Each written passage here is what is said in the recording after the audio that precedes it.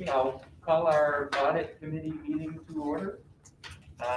Everyone should have the agenda. First up was to review and accept the minutes from our last meeting, November 23rd of 2020. And that was in the report. And second up, we have the report of the claims auditor, which was also included. And from just taking a look at it, it didn't seem like there was much to report on. Chris, I don't know if you had anything to add, but I'll look up just minor deficiencies. Yes. Signatures and Yep. mostly signatures. And we always followed up the next time she came over that we got signatures. Sometimes it's a timing issue. We can't get to the person to sign off in time. Mm-hmm. Right. Anyone have any more to add about the claims, report of the claims auditor? I was actually just curious on page 8, there was of this report of the claims auditor. Can you see it? Yeah, like this one doesn't have anything. Like it was never like okay or anything else.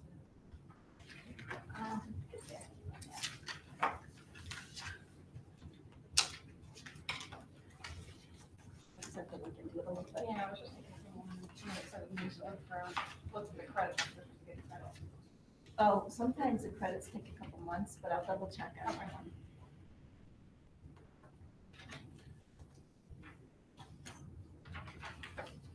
You guys all set?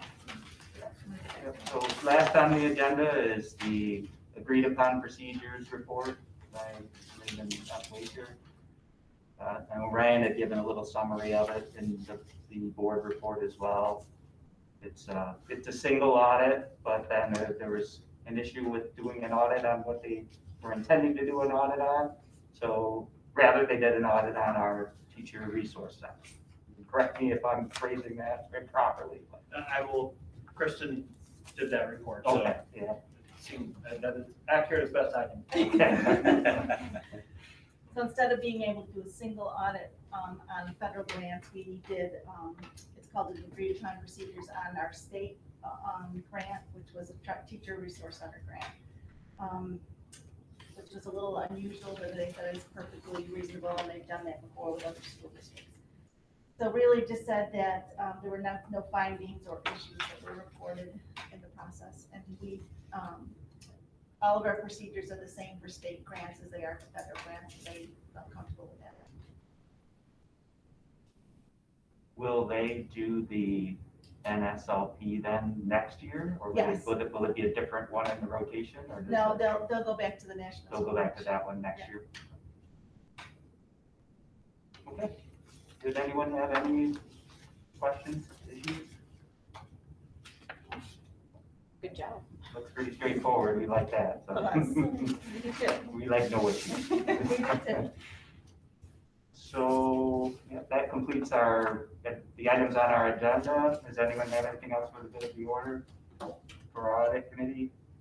No. If not, then I'll adjourn our audit committee. Turn it over to Ryan. Okay, I'll call the meeting to order and ask everyone to please stand for pledge. Allegiance to the flag of the United States of America, and to the republic for which it stands, one nation, under God, indivisible, with liberty and justice for all.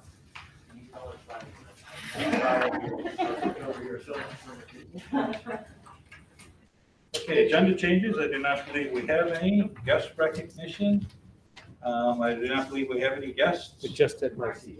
Is Marcy on? She's coming in right now. Okay. Give her a second. There she is. Marcy, for a guest recognition, you have anything for us?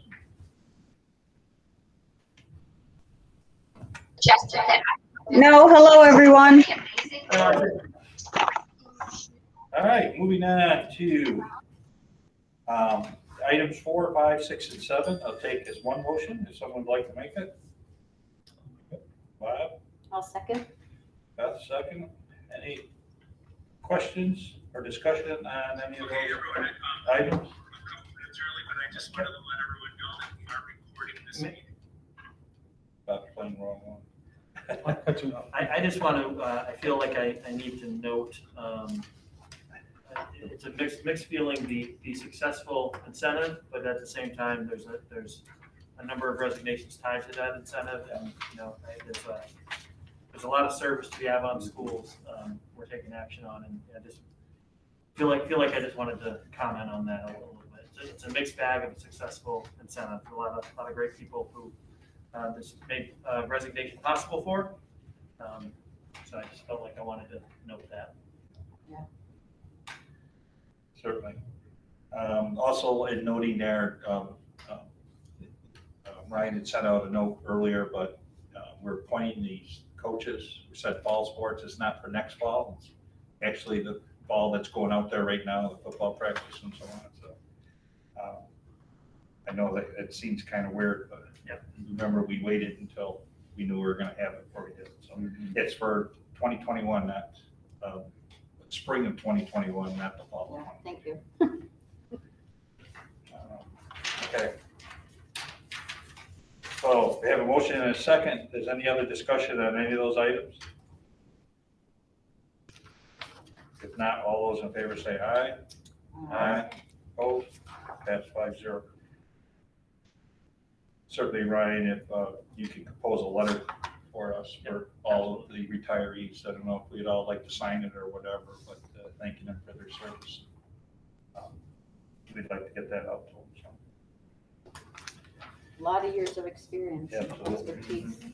I'll come up with two. One, it'll be the letter acknowledging that we took action on it, but some are retiring at the end of this year, and some are committed to the end of next year, so we'll just note that. Thank you. All right, moving on to items of board discussion and or adoption. We had an audit committee earlier this evening. Jim, would you like to report on that? Yep, the audit committee met briefly this evening to review our minutes from our last meeting in November. And we also talked about the report of the claims auditor, which had very minor deficiencies that are corrected. And we talked about the agreed upon procedures report, which was an audit that was done of our teacher resource center, which also showed no issues, so no issues reported. So we would recommend as an audit committee that the board accept the report of the audit committee. I'll make that motion. That's just a discussion right now. Oh, okay. Sorry. Okay, thanks, Jim. Yep. So item B is approval of the agreed upon procedure report by Ray Wagner. I'm going to make a motion to approve that. I will. I'll make a motion. A second? Second. Karen? Any further discussion? Not all those in favor say aye. Aye. Opposed? Passed 5-0. Just a question, do we need to approve the audit committee meeting itself? No, Not just the report, except the report. the report of the claims auditor? Yeah, yes. That's, I don't think I have that on there. No, we just have to accept the Ray agreed Wagner upon procedure? procedures. Yeah. Okay. We already accepted the claims report? Auditor report? I don't think we've ever accepted them. We just Okay. talk about them during the audit committee meeting. Right. Okay. All right, moving on, item C. Adoption of the Global 9 Social Studies book that we had the opportunity to look at from the last meeting. I have a motion to accept that. Approve it. Karen, have a second? I'll second. Jim, any further discussion or questions? Not all those in favor say aye. Aye. Aye. Opposed? Pass 5-0. Item D is the adoption of the 2021-2022 ACS instruction calendar with a little typo error. Yep, two quick caveats to the instructional calendar. The one that went out in the board package, so let me give you the quick history of this. It's typically a template that comes from GV BOCES. We took the template, and the version that you saw last time around was literally Carrie Murray and I numbering every box and double checking, triple checking to make sure that we had it numbered correctly. At that point, we incorporated the help of one of our tech wizards, and she put it back to being formula based so that next year we can update this by using a formula and they'll all automatically update. in the, switching it back to the formula, and the one that went in the packet in the lower right-hand side on the professional learning days and the partial professional learning days, the dates were correct. The day of the week did not pick up in the formula, so they were listed, for example, it was listed as Thursday, February 11th for the partial day, and Thursday, April 22nd. The formula didn't account for the switch to 2022. So the day, the date that was listed was correct. The day of the week was incorrect. The one that I left on your table tonight actually has the correct date. So it was really after the first of the year when we switched to 2022 where there were a couple of issues. And we're working on fixing those. However, we got here tonight, the July 2022 in the upper left-hand corner really should be July 2021. So we're going to need to update that. But in terms of the days in the September to June timeframe, everything is accurate, and the days on the right-hand side are now accurate. We just need to go back and fix that upper left-hand corner July to make it July 2021. And those days for July, this is actually the July 2022 representation. We need to make it the July 2021 representation. So we'll be up to version 7.0, and hopefully that'll be the last one. So that'll be the one that we're approving based on those corrections? Correct. That's what we're gonna approve tonight. Everyone's okay with that? Good? Yeah. All right, so based upon those corrections, I'll entertain a motion to approve the calendar version 7.0. Jim, I'll second. any further discussion or questions? All good? All those in favor say aye. Aye, opposed? Pass 5-0. Item E is our second reading of the revised wellness policy, 5661. If you recall, we had that too for review. We have a motion to approve. Make a motion. Karen? Bob, did you second? Bob? Any further discussion or questions on it? Not all those in favor say aye. Aye. Opposed? Pass 5-0. Item F is discussion on the draft legal notice for 5/18/21 budget vote elections with propositions. I don't know if everyone had an opportunity to look at that in their sheets, but do you have any discussion that you want to get? To highlight just the four propositions, probably the most significant of which is the creation of a 2021 capital reserve. And Kristen spoke to us last time. Those reserves get created, but then there are limits to how long you can fund them. So we're due to have an additional creation. So we need voter approval to create the fund, and then at a later time to actually fund the capital fund. And then we'd also need voter approval to spend the money from that fund in terms of the capital fund. So this is just proactive long-term planning to create a reserve for future capital ideas. And then the others are fairly standard with the budget, the bus purchase, and then another existing vehicle and equipment capital fund. That's how we buy some things on a replacement cycle, like vehicles or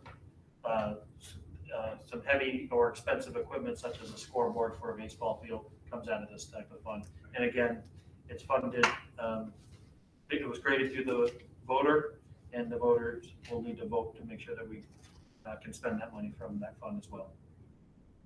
And we'll create slides when you do your budget presentations and explain that to the public. I'm sure we probably have a slide someplace of the last capital project we can edit it or whatever. Yeah. So that's the key, is making sure the public understands what those propositions are. And most of them are all the same, but once they understand it, we don't have any problems.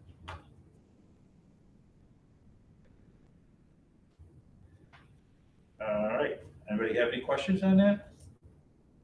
Like I said, I believe that the petitions probably will be at our next meeting, based on the dates and stuff that this is due. So, because I think you have 4 weeks or somewhere. I think it's 4 weeks or at least 3 weeks to get the signatures. And I think our signatures, even though the governor signed the bill, our signatures stay the same.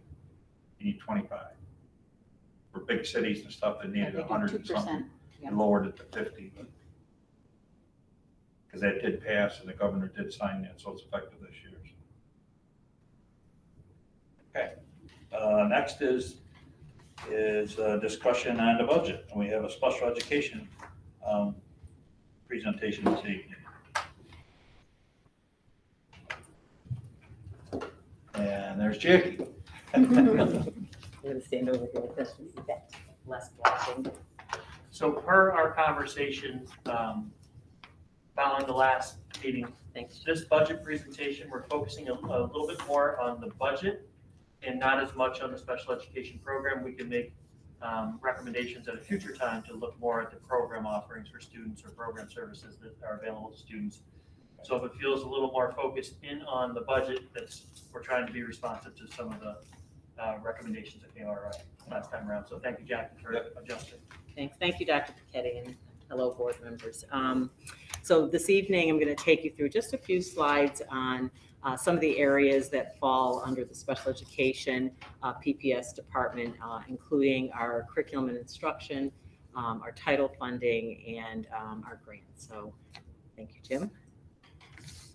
So I think hopefully you can see that clear enough. If you go to the total at the bottom, you'll see there has been pretty slight, not even really a major difference at all between the total budget amount for the current 2021 school year and then what we're anticipating for next year. The salaries include both our special education teachers, our teacher assistants and aides. Under contractual, that's where we note our contracts with our OT and PT service providers. Supplies have stays relatively equal throughout both school years. The tuition to public schools is actually the amount of money that we pay for students who first went into the foster care system as residents of Avon. So these are children that might be attending schools now outside of Avon. And so when children go into foster care, what's called a LDSS 2299 form is filled, and that's submitted to the district, and that's our obligation to pay tuition for students that come into our district that are from foster care. But then certainly these numbers reflect any children who first entered foster care in Avon and now are out in other districts. The tuition other reflects students that we might have in outside programs such as Norman Howard, Hillside, Mary Carriola, Kessler Center. As of last year, Kessler Center was a new agency that we were working with. And then the BOCES number reflects students who are either currently in BOCES programs or the program services that we receive from BOCES, primarily autism services and vision services are the two primary BOCES services that support students in the district. Looking at our IDA grant funding, just a little blurb about the IDA. And so if you take a look between 2019-20 and the current school year, I just wanted to point out some of the changes, and they're kind of in different places. If you take a look at, let's see, the support staff services, the change from the $17,963 to the $10,000 amount was reflected on the fact that last year we had written in the TIES stipend. We had a TIES person here. It was actually Mrs. Christina Bird. It also included the ESY aides. So we paid our aides to work over the summer with some of our self-contained extended school year programs. Extended school year, I think you probably know, but I'll just use a lot of acronyms in special ed. Extended school year are programs that are established for students who are recommended by the Committee on Special Education to have a 6-week summer program, so they're having extended opportunities to reduce regression. So it's not to build up experiences or learning, it's to keep them from regressing between June and September. So we did pay our aides through that. And it also included one of our teacher aide salaries. So we don't have the TIES position. So that's the budget for the current school year. Jackie, Yeah. could you speak to a second, like when do we anticipate finding out more about the allocation for the coming grant cycle? Because these are always hard because they don't operate on the same dates as the school budget calendar. Where Yeah. we can project to next year. This, we find out at a later point how much money we're actually gonna have for next year. Yeah, I think, is it by July 1st? So that's when the Submission. grant is due, but your allocations, you'll find out like beginning of June. Okay, yeah, all right. I'm always thinking about the consolidated application Yeah, of yeah, August. I think That's always the one I'm focused on. But I just wanted to call attention to that. That's why it's 1920, Yeah. 2021, Yeah. because these grants operate on a different timeline than the regular state aid budget. And then, let's see, I don't think there were many changes for supplies and actually supplies and materials, yeah, there was a big change.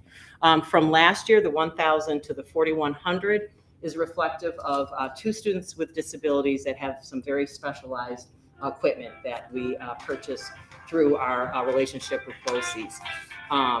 So that's the big jump there. And then if you take a look at purchase services, the change from 21,000 to 31,000, that's actually a federally determined amount that we don't have much control over. I just want to make sure I'm saying that correctly. So it's allocated by the federal government, and it is to support outside agencies such as Mary Carriola, Norman Howard, Hillside, and our CPSE costs. So we don't have control over how the federal government decides how they're going to create that formula. We did have an increase, though, in the number of students and outside placements of 4 to 6. So that's another reflection of that. And then the 619 grant is primarily supports a lot of our, like just some portion of our clerical services salaries. All right, I think I'm all set there. Thanks, Jeff. All right, curriculum and instruction. So when Christine and I met with you folks, Can I ask a question? Oh, of If course. you're moving on to another. yeah, do you want to So- go back to the other one? Just, or Yeah. actually back to, like, so are you anticipating, I know we don't have numbers or what money, is what the grants will be providing, but are you anticipating any change in terms of number of students in our outside places that would increase that Yeah. particular? That's our ever-going conversation with Mrs. Murphy. I try to talk with Kristen as much as I can. So the allocation, I believe we tried to keep, I guess if you go back to the One other more. slide, yeah, the first one. I think that we tried to keep it somewhat similar because we have some students that are graduating that are current seniors, or one student who's elected not to continue her program. So we look at that as, okay, maybe we're going to get something there. But then I talked to Kristen and I say, we have these 2 or 3 kids that are coming to committee, or a new student who I'm anticipating is moving into the district. So we try to keep it equal and even so we don't get any surprises. The good surprise is if we don't end up sending anybody, then at least, that's hopefully money there. Okay. Anything else on that, Kristen? Yeah, I got a question on the salary. Uh-huh. Obviously, it reduced, so does that mean that we have less people, or did people move to someplace else? Because you had a salary increase in there, obviously, that's less people there. It was a teacher aide that we had budgeted for kindergarten. Yeah. That because Okay. of COVID didn't come, so. Yeah, I just see the number went down, I'm just curious. We were able to reallocate some aides differently because of some remote learning opportunities. for Yeah, kids. special ed is hard to budget for because if you look at, like, right now, this is where we're at, we can Right. reduce the budget a lot. Mhm. And then you have sometimes a family that comes in and has 2 or 3 children that have high needs. Right. We have to be able to plan for that, so we try to make sure that we have some funds in there available. Usually around October, November, I'm like, I think we're going to bring it down. And then by February or March, I'm like, wait a minute, so.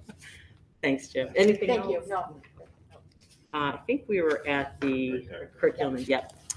So just to reflect for you, salary increase from 2021 to 21-22 is reflective of the mentor stipend increases and then summer pay for our ISSP staff. So Tara and Luke had just come on board with some changes that we made with positions. And so we wanted to be able to cover their hours for the summer. So that was reflected in the salary line. The contractual line actually is the money that is divided between the 3 buildings to cover mileage costs, conferences, trying to think, memberships to different organizations. So that's split pretty equitably. I think the amount's about 2,800 or something like that, if I was to do the math. The supply line stays pretty even. And then the change in the BOCES from this current year, or last year to this current year, I keep forgetting it's 2021. I can't get that out of my head. Is reflective of the cost for TIG. So TIG was previously funded under the pupil services budget, and then it was moved into the curriculum and instruction budget. So that's that change there on the BOCES line. So some slight changes, mostly due to the salaries. Ooh, nice, Kristen. Kristen got the magic 0 out of there. Or did you do that, Dr. It wasn't. Thank you. We had a 0 placeholder in there that, for the life of us, we couldn't get out there. So the color coding here, the pie sort of just breaks it up so that you can see where the majority of the portion of the curriculum instruction monies go for instructional salaries. There's a small piece there for our mentor folks, and there was a slight increase in mentors. I think that was a contractual piece that went into place. And then for the professional development and curriculum writing. Another view. So, sorry. Yeah, go ahead. It's always like a step behind, sorry. How are you feeling with the allocation of the funds for curriculum writing? Because you are, I mean, it's been a big piece this year. That is a very good question. I think we need more. Well, I remember last year, I Whispering into your ear. well, I did mention it last year, Yeah, but yeah. I think you were thinking, let's see what we could do with what we have. Yeah. But then I think this year with the curriculum development 23 and Yeah. all the work that's happening, and I don't know.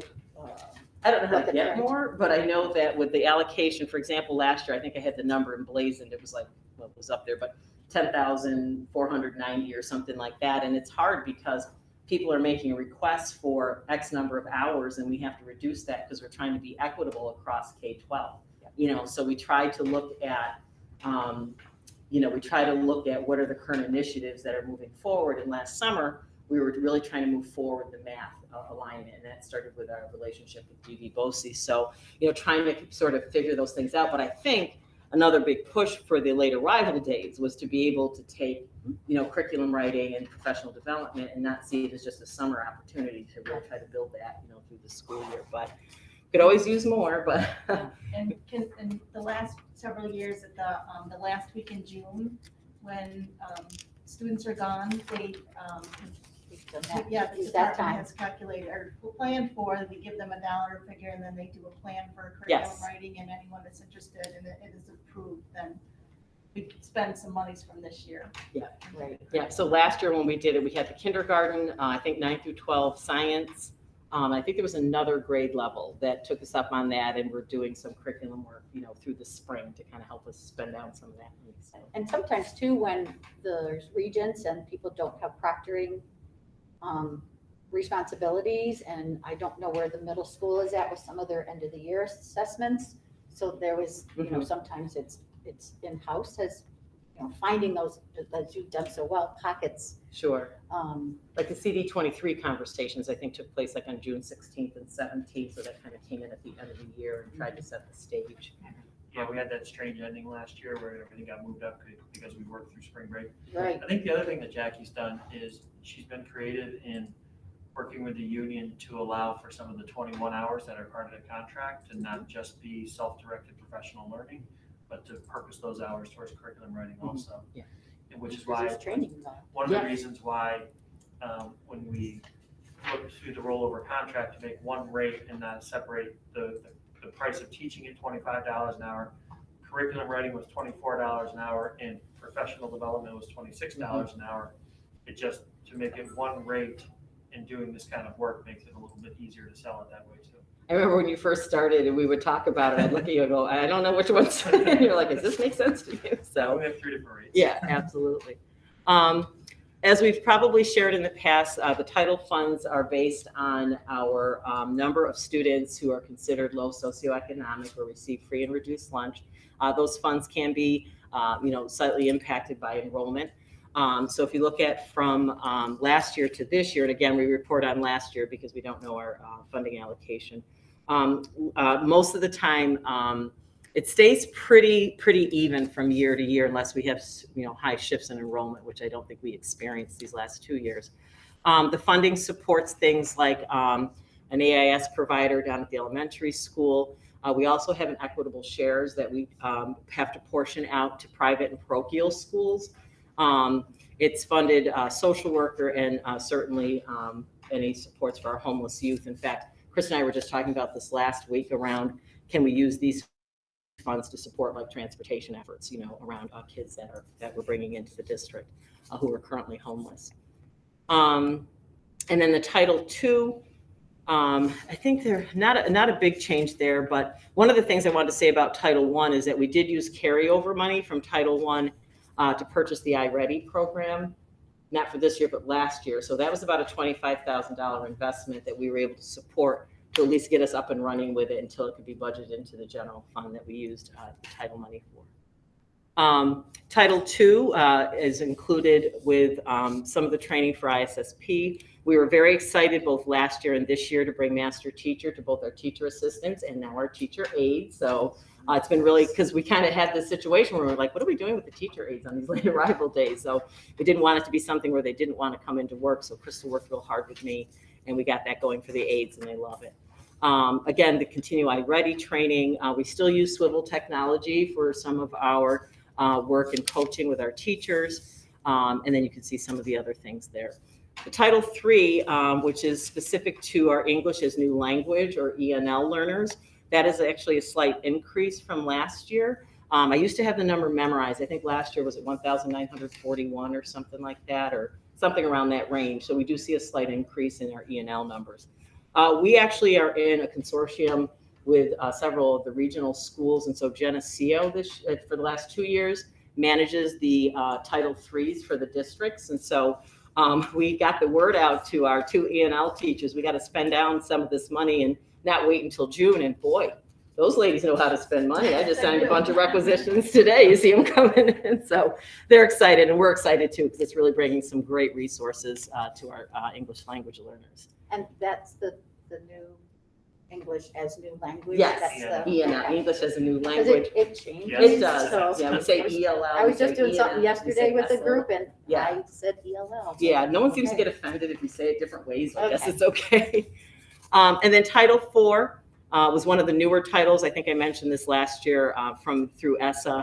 And that's for our district, it's a set amount because if you have a certain population over a certain amount, you have to do this whole calculation and everything. And luckily, we don't have to do that calculation. So that is also funding that we share with St. Agnes schools because they're the local private parochial in our district.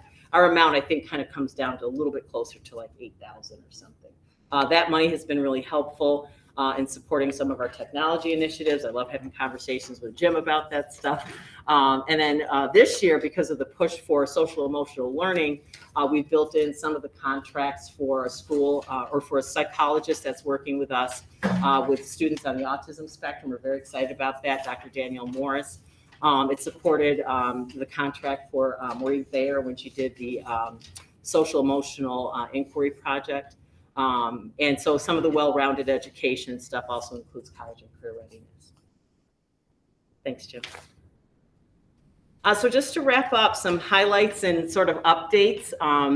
We continue to really try to support specialized professional development opportunities. I mentioned the CERTS, which is the program that we're doing with Dr. Morris. And we're currently doing a case study of 4 students with autism in the district to really look at how to pre-assess their skills and abilities around social communication, emotional regulation, and how they transact those skills that they learn. So that's very exciting. We have 4 of our mental health people engaged directly with Dr. Morris. We have a number of staff that are engaged right now in the brain frames training, which is just phenomenal. I'd like to talk to you a little bit about that. It's pretty fun. And so we have 12 staff, actually K-12, that signed up for that, both general ed and special ed, including our contract OT and one of our speech providers. We continue to build our community connections. So starting last year, we worked really hard with Access VR. Monica Swanson, Mary Beth Colacoris, and Kim Myron worked really hard to connect our students who are 11th and 12th graders that are students with disabilities with our Access VR representative in our region. So now she's invited to all of the CSE meetings for 11th grade and 12th graders as they plan for post-secondary life. Person-centered services are services for students who qualify under the Office for Persons with Developmental Disabilities, or OPWDD. So those are students that may qualify for services from 18 to 21 years of age, and helping them get set up for post-secondary life. This year, we have instituted some changes with some of our discipline from some work we did 2 summers ago. So we always keep that indicator 4A and 4B. That's the state performance indicator around discipline for students with disabilities. And it used to be just Black or African American students, but it's now all subgroups. So that's why Avon got kind of dinged, because when we got dinged, I'm like, I don't see very many Black kids here with disabilities. What's going on? And then found out they're looking at all subgroups now. But it was really important because we really shored up a lot of our systems. One of the things that it led to was the purchase of document repository. I forgot to mention that on a previous slide, but it was one of the purchases we did so that we could have a technology connection to all of the evaluations and reports and things that we have, so we can upload all those things and have access. And so that indicator is one that our teachers and our psychologists are really asking for a lot of specific training. It has to do with writing functional behavioral assessments, behavior intervention plans, and that's a place where we really kind of got dinged, and we have to keep an eye on that. Indicator 8, I'm working on right now, and I'm in a cohort with Alyssa Mayer from BOCES 1 and some other districts in the Wayne Finger Lakes region. Indicator 8 is the parent survey for satisfaction with special education services. We have to report on that indicator every 7 years. It's in a cycle. And this is our year to do indicator 8. We continue to support students with some of our sensory spaces. The test accommodation room in the high school, I think, is still up and running. And then certainly just wanted to list for you some of our outside placements. I was a little nervous about the classification rate because I thought it had gone up. It's the same as it was last year, 9.0. That's the same as last year? Yes, it was 8 point, I think it was 8 or 8.5 when I first got here. It hit some point, it hit 9.5, but then it leveled out to 9.0. It was at 6 at one time, and Yeah. it's been slowly climbing. They like it under 10. Yeah, they like it under 10, or they actually like the state average is 12 or 13. And what was interesting is, Ryan, actually, you and I had that conversation with Kelly Endress, because one of the things the state noticed is that it slightly went up. And they didn't say it slightly went up and that it was a problem, because it's still well below the state average, but they were really looking at, if you have a classification rate of, let's say, 8, which it had been here and even lower, but then you're looking at your general assessments and you're not seeing 3s and 4s at a high level, that it makes you think, well, how's the classification rate so low, but you don't have more kids passing these state assessments? So, you know, really, I think some of it are these shifts that I've had some great conversations with Rob and Jen around our RTI, you know, and you know, are we kind of preventing kids from coming to the committee on special education? We do have a child find obligation to seek and find them and make sure that, you know, we're giving them what they need. So I was glad to hear that it stayed the same. And then, you know, some changes with staffing and teacher aides are really, quite frankly, due to CSE recommendations. And so we try to stay very much in contact at Kristen's office and myself, so that she's aware of, and we're staying on top of what these changes. You'll remember some things better than I do. You'll say, remember that second grader you told me about? I'm like, when did I tell you that? So that's our presentation for this evening. Thank you for asking questions along the way. I don't know if there's any other questions or comments or thoughts. Any slide you want us to go over? I just think that classification rate, the way you talked about it, is really important, because it's supposed to be driven by the needs of the student. And you know, so I think it's having a classification rate that's too low is as much of a red flag as feeling like you're giving away the house because your classification rate is too high. You know, there have been not here, but there around the state, there have been some unethical decisions made around students with disabilities for budget purposes, and that's not the intent. Absolutely. And it's really hard at the elementary level, you know, because you know, what is developmental, and and you know, you just need more information and more data over a period of time, and you do have good programs, you know, like the ISST teams are working and they're providing those interventions, and they themselves have to play out first, you know, so And the CSE oftentimes becomes a good place to have those conversations because it does help support our practices and what, our expectations are as to what really does lead to a student having an educational disability. And sometimes they're very hard conversations. And the idea of individualized, by definition, means it's unique. There seldom are apples and apples. So what might look like a similar issue is when you get into the individual needs of the students, it may be very different. From Absolutely. student to student. It's complex. Well, thank you all This very is much. great. Thank you We very look much. forward to a special ed non-budget Right. discussion in the future. Well, Ryan knows I forgot that the plan isn't due till June, so we sent it right over to his office last week, so it's good. Yeah, we're gonna go. We're ready. Well, kudos, there's a lot of plates spinning. Okay, moving on to COVID update. Yeah, just a couple of quick hitters with COVID. I see Jen's on and Ryan's over here. Just want to highlight that we are back to the 7th graders have been in this week, Monday and Tuesday we're in. Minor issues here and there about how to work that out. I know it was quite a discussion. The pre-planning that they did, since early February, but Jen has actually been working on it since around Thanksgiving. So far so good. Not perfect, never will be perfect in this circumstances, but so far so good on that. So I just wanted to thank them. Vaccinations, a few more people came forward seeking vaccinations, and we are working to get our final 3 to be able to participate in the Livingston County vaccination program. I just checked the site before I came up here. There are 48 active cases in all of Livingston County as of today, so cases are really going down quite a bit. You may have seen in the news that Onondaga County has moved to 3 feet. There was a headline that they are allowed for 3 feet of distancing. That caught a lot of headlines, but when you read it more closely, it appears as though they're following the current guidelines from the state of 6 feet, because it talks about them having barriers, and the county is paying for the barriers to allow them to be inside of 6 feet. But if they're inside 6 feet, they have to use barriers, which puts them in compliance with the guidance that's been in place all along. So that's really, it was a misleading headline, but just thought I'd clarify that just in case you get approached, because it's getting quite a buzz, the idea of going from 6 to 3 feet.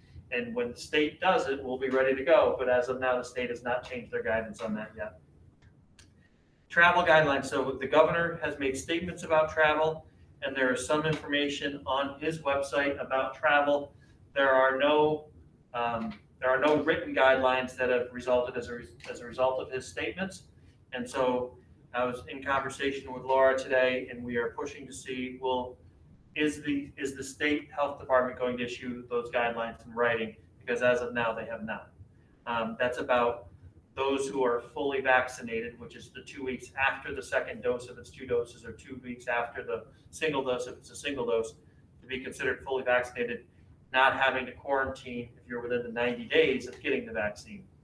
So that's what the governor said, but it has not been followed up in writing.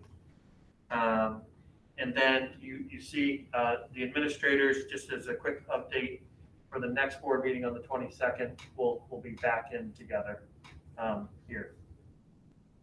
And that's what I have for COVID-19 update. Open to the public, so we don't need to record, or, that was the question. Right now, we need to record because we have some administrators out, and is it open to the public? But we can be open to the public. We would have to limit the space, Right. the number who could attend live. But then we wouldn't need to record. Correct. Okay. Where is the state in terms of, are we still full speed ahead on the state assessments? Yeah, that's a good question. We're all awaiting some additional clarification on the state assessments.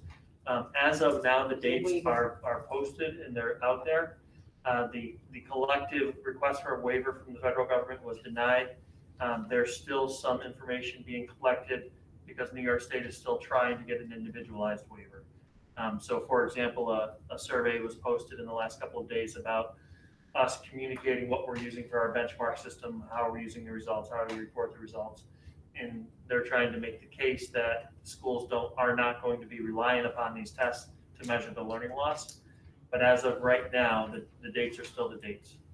So- I think some things are going to change after the next Board of Regents meeting. Did we as a district, submit that survey? It was just posted, so we haven't submitted yet. No. Oh, okay. Yep. Because it sounds like, especially with the iReady and things that you've been doing for at least 2 years, and that, for 3 through 8 at least, that there'd be enough, so. I was just wondering how the administration felt about, are you okay with going ahead with the state test? Would you rather not? I was just wondering. Okay. I think as of right now that we're expected to administer the test. Okay. We're awaiting future guidance as far as what that might look like. There's lots of talk that the number of required tests at the Regents level is going to thin down to be the only required tests. Right. What is the definition of they have to be administered? Is that made available? Are students expected to take them? There's still a lot of moving parts. Okay. It's one of those, I feel bad for Ryan Wagner last year. He had, I think, 4 or 5 different versions of graduation going. Yes. He's now in the process of having 3 or 4 different versions of testing schedules going. What about the reporting to the state on immunization? Where did that end up? Good question. So that came out. We had to report on, there was a directive from the executive order to report information about who has received vaccination. I didn't hear this officially, but there was buzz that was violation of confidentiality and people's medical information about their vaccination status. So it was tabled and it was said that the information will be gathered, instead of coming from the schools to the state, it'll be collected from the schools to the local health departments in aggregate form only. That information was then pushed, and as of yesterday, what I've heard is that the health departments have been told, don't bother collecting it, we're gonna get it another way. So that's the latest. It's a moving target. And the school's role in that has shifted 2 or 3 different times already. So we'll await for a more official word. That may change. Remember the COVID rules. What was true 10 minutes ago may not be true now, may not be true 10 minutes from now. Anybody else got any questions regarding COVID? Okay, we'll move on to the strategic plan. Just 2 very quick updates on the strategic plan. We have the upcoming on Wednesday, because it's a Wednesday, because of the folks involved, we're able to pull together a cross-section of teams from each building to start moving forward in a facilitated session with Nicole. So that's on about 3.5 hours on Wednesday, the 24th of March. So that's coming up in the next couple of weeks. We're going to sit down and have the planning teams start their work facilitating. Each principal has given me some names. We're going to try to be in the same room. We're going to try to do it live. We're going to use one of the gyms actually to spread out, but be in the same room in a facilitated way. And I'm in the process of shoring up the communications around that and working with Nicole to come up with an agenda. The next step, the second update is with this now moving forward, I plan to conduct another superintendent advisory council with students and share with them the overall findings of the process and where it's heading. And I look to do that hopefully before break. That's what I'm going to try to schedule. There are 2 strategic planning updates. Any questions? Everyone good? Okay. All right, moving on to reports. President's report. I just want to thank everyone for getting your evaluations into me. I'll have it compiled and everything all set for the next meeting for discussion. So I may send it to you ahead of time, but we'll do it for the next meeting. So thank you. Legislative. Let's move on to legislative. If I think of anything. I don't have anything to report. Okay. Thanks, Bud. Okay, the administrator's report. Anybody have any questions or comments on loving this report the way it is? Mm-mm. Anybody? Can we, I do want to invite I feel like there was an awkward pause around getting the administrator's thoughts around the testing. Yeah. I do want to just ask if any of the administrators want to offer an opinion, or even, sometimes it's confusing. We don't want to say anything versus is the superintendent comfortable with me just unclicking my microphone and talking right now? So I want to make sure you know that if there was something you wanted to say, that in this administrator's report section would be a good time to say it. I can just say that I was pleased that the state was gathering additional information regarding what assessments districts are using, and then they're gonna, it would appear, compile that information and then send it to the federal government to kind of make another case as to why we shouldn't be giving the state assessments. And if by chance they happen in their wisdom to change their mind, I'd be pretty happy about that. I agree with Rob. Michelle Burke reached out to me today because she and I both have access to the business portal, so I had suggested to her that maybe she reach out to the building principals too, to kind of gather that information. So I think I saw her email, she's done that. And I just asked her to include Dr. Ketty and myself so we can see that communication. So I think that will be important, just as Beth indicated, there are measures that we have locally that are happening that are more meaningful. Jen's maintained that every time we have a conversation. I will say that last Friday, we just started a principals weekly meeting between the principals, Christina and myself. And we did start to draft a letter to our parents because we felt that they should probably hear from us, but then we had our bullets, we were feeling pretty good, and every time you turn around, something else is coming up. So I've been working on the draft and look at it, obviously share it with you, but we wanted parents to be aware of what these updates look like so that they have this communication, but kind of like a moving target right now. Thank you. Jen, do you want to add any more? Good, okay. Just to add to it, I think we've done a great job this year getting 5-day in person, but we still have to remember that our students are at school roughly 45 minutes less per day. That coupled with the fact that from March through June till the end of the year, they weren't in school and we were caught off guard. And so what we're able to do now remotely, we weren't able to do in the spring. And then across New York State, we have a lot of kids that haven't even been in school all year. And so I just think that it's probably not the best time to be giving an assessment like this. In time, I think there should be a return to that, but I think it might be just a little too soon. So the thing that I know, that it was mentioned a couple of times, Michelle's name was mentioned a couple of times, so just a reminder, we have done some work to look at where we were by different marking periods, how many students were passing, failing grades. She's gone through the iReady system and gathered that information. So we've already started down the path of looking at some ways to look at learning loss. And so I'm excited that we've already started on that path, but also just a reminder that that's part of the capacity that Michelle Burke has been able to bring because of the support for the digital information and security specialist last year. So figuring out ways to get her more and more involved with the learning that's happening in the classroom, I think is really where we want to go with that. So it's not just a data protection compliance measure, but it's actually information giving to teachers so that we can make different decisions. And our current use of iReady and what we're doing with that, with data analysis and getting timely information at 3 points during the school year, that probably will be much more valuable than the once a year state assessment.